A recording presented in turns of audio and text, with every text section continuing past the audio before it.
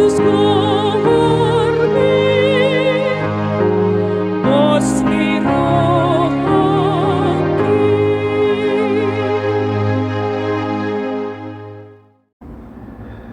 Shalom, salam jumpa kembali dengan saya Pendeta Simon Petra Siombing. Saudaraku, sebelum kita mendengarkan kebenaran firman Tuhan melalui renungan di pagi hari ini, marilah kita terlebih dahulu berdoa.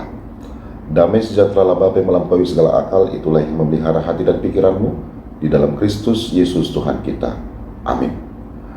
Saudaraku terkasih, firman Tuhan renungan di pagi hari ini tertulis dari Yohanes 20 ayat 29. Demikianlah firman-Nya. Kata Yesus kepadanya, "Karena engkau telah melihat aku, maka engkau percaya. Berbahagialah mereka yang tidak melihat, namun percaya." Saudaraku terkasih, ayat firman Tuhan hari ini mengingatkan kita tentang iman yang sejati tidak selalu membutuhkan bukti yang terlihat. Thomas percaya setelah melihat Yesus yang bangkit.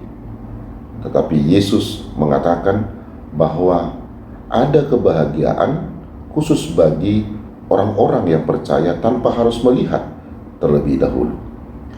Saudaraku, dalam kehidupan sehari-hari kita sering seperti Thomas. Kita ingin bukti, kita ingin tanda atau kepastian sebelum kita percaya kepada janji Tuhan. Kita ingin melihat dulu baru percaya. Namun, Yesus mengajak kita untuk membangun iman yang melampaui apa yang tampak oleh mata. Saudaraku, percaya tanpa melihat berarti percaya bahwa Tuhan menyertai kita meskipun keadaan terasa sulit. Percaya bahwa Tuhan akan bekerja walau kita belum melihat hasilnya. Percaya bahwa janji Tuhan pasti digenapi walau waktunya belum tiba. Iman seperti inilah saudaraku yang mendatangkan kebahagiaan. Bukan karena semuanya mudah, tetapi karena kita menaruh kepercayaan penuh kepada Tuhan yang setia. Amin. Marilah kita berdoa.